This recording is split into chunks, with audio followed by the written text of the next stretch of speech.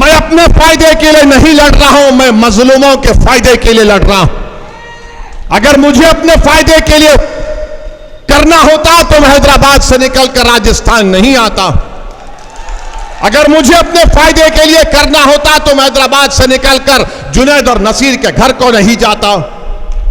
अगर मुझे अपने फायदे के लिए करना पड़ता तो भारत के कोने कोने में नहीं जाता मैं।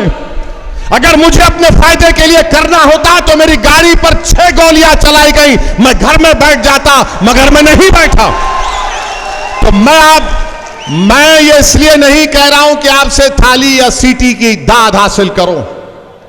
मैं तुम्हारे थालियों का तारीफ का मोहताज नहीं हूं, मैं अल्लाह का मोहताज था और अल्लाह का मोहताज रहूंगा। मैं आपको सिर्फ ये बता रहा हूं, मैं बता रहा हूं कि फर्क को महसूस करो, तुम फर्क को महसूस करो। नौजवानों, मुस्तकबिल तुम्हारा है, मुस्तकबिल आपका है। हमारे नौजवान बेटियों का, बेटों का मुस्तकबिल है।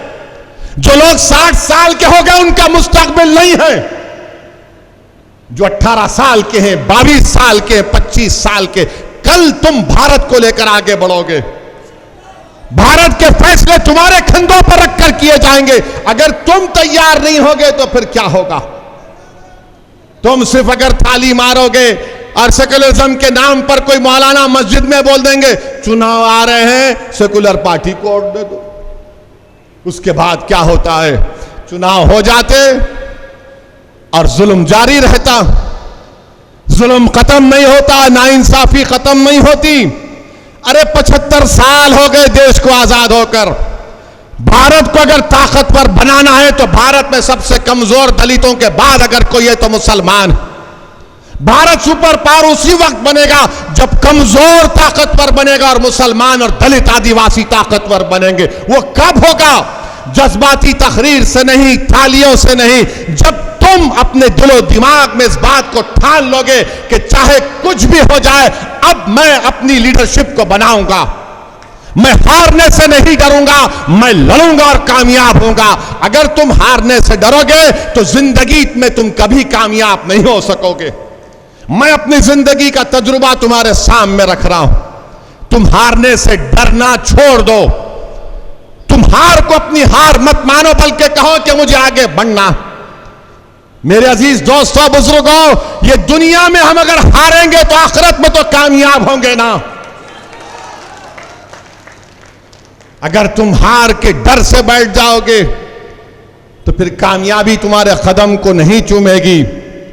अरे बहादुर वो लोग हैं जो नतीजे की फिक्र नहीं करते, मंजिल पर नजर रखकर जद्दोजहद करते। आपको अपनी सियासी लीडरशिप बनाना है। एक मजलिस का जलसा जयपुर में नहीं होने के लिए पूरी अशोक गहलोत की सरकार परेशान हो जाती है। मुझे उसकी फिक्र नहीं है कि जलसा यहां पर हुआ, और भी होंगे, और भी होंगे, मैं आऊंगा। मेरा कोई काम नहीं है सिवाय मजलिस के काम करने के। मेरे अजीज दोस्तों और बुजुर्गों, कांग्रेस के लोग बड़ी बड़ी बातें कर रहे हैं, वो ऐसा ऐलान कर दिए, वो फुला कर दिए। अरे भाई साहब, क्या हमको नजर नहीं आता कि आपके पार्टी में क्या हो रहा है?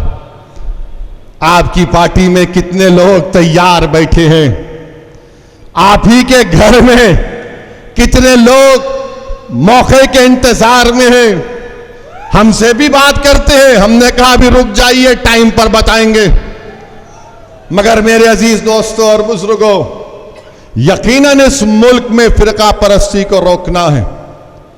यकीनन देश के इस सेकुलरिज्म को, इसकी खूबसूरती को, अनेकता को बरकरार रखना है। मगर ये जिम्मेदारी सिर्फ हम मुसलमानों की नहीं। अगर अशोक गहलोत के बेटे लोकसभा का चुनाव हार गए तो क्या वैसी जिम्मेदार है?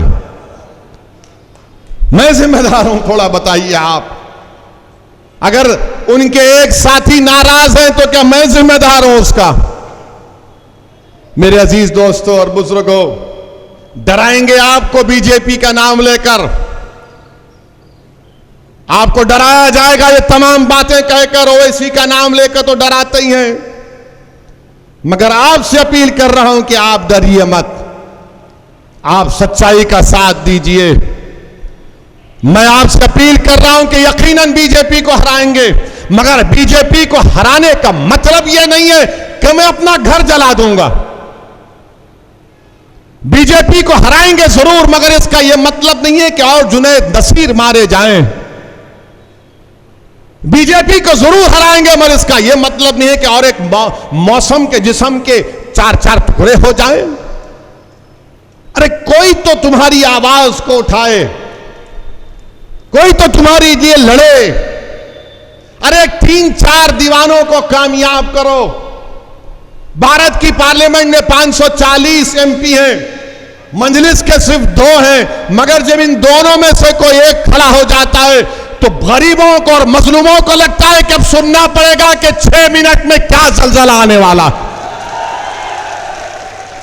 मेरे भाई, ये हम क्यों बोल सकते हैं? क्योंकि आपकी ताईद, आपका इत्तेहाद हमारे साथ है।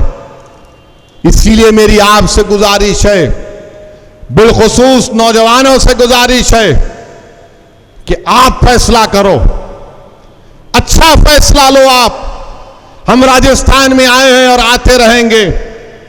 एक बार जहां पर हम अपना परचम लगाते हैं तो हम उस जगह से पीछे हटने वाले नहीं हैं। और मुझे यकीन है कि राजस्थान की जनता, राजस्थान की आवाम, राजस्थान के गरीब और मजलूम लोग मजलिस के पैगाम को समझते हैं। वो मजलिस को अपने दिलों में जगह देंगे, मुकाम देंगे। मुझे यकीन है कि उन गरीबों के घर में हमारी आवाज पहुंचेगी। मुझे यकीन है कि अल्लाह सुब्हानहू तआला आपके दिलों में मजलिस की मोहब्बत को पैदा करेगा और वो मोहब्बत एक सियासी लीडरशिप के रूप में बनेगी यहां पर इंशाअल्लाह।